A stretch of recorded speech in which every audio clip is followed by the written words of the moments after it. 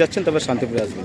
মূলত মুখ্যমন্ত্রী এখানে মানে কি বার্তা দিতে চাইবেন মনে করছেন, নাকি অন্য কোনো প্রশাসনিক বৈঠক করবেন? এটা প্রশাসনিক বৈঠক হিসাবেই বলা হয়েছে। উপভোক্তাদের সঙ্গে উনি প্রশাসনিক বৈঠক এবং উপভোক্তা প্রদান অনুষ্ঠান পরিষ্কার বলাই আছে।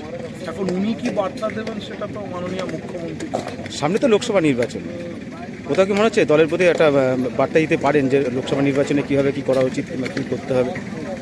দেখুন, আমার মনে হওয়া না মনে হওয়াতে তো কিছু নেই। মুখ্যমন্ত্রী যখন একটা ফাইলেও সই করেন নিশ্চয়ই মানুষের কথা ভেবেই করেন। আমার মনে হয় উনি বার্তা দেবেন পশ্চিমবঙ্গের সাধারণ মানুষের প্রতি, পশ্চিমবঙ্গের সম্প্রীতি রক্ষার প্রতি, পশ্চিমবঙ্গের ভালোবাসার প্রতি। আচ্ছা, কর্মী এবং মানুষ কত জমায়েত হতে পারে এখানে আন্দাজ? 25 থেকে 30,000 টোটাল জেলা থেকে লোক আসবে। আচ্ছা, নিরাপত্তা নিয়ে কতটা জোরদার হচ্ছে? সিএম এর সম্পূর্ণ আলাদা সিকিউরিটি ব্যবস্থা থাকে, সেখানে আমাদের কোনো বক্তব্য জায়গা নেই। দাদা, 1 তারিখে আসছেন মুখ্যমন্ত্রী মমতা বন্দ্যোপাধ্যায়। প্রথমে তিনি কৃষ্ণনগর যাচ্ছেন তারপর শান্তিপুরে আসবেন।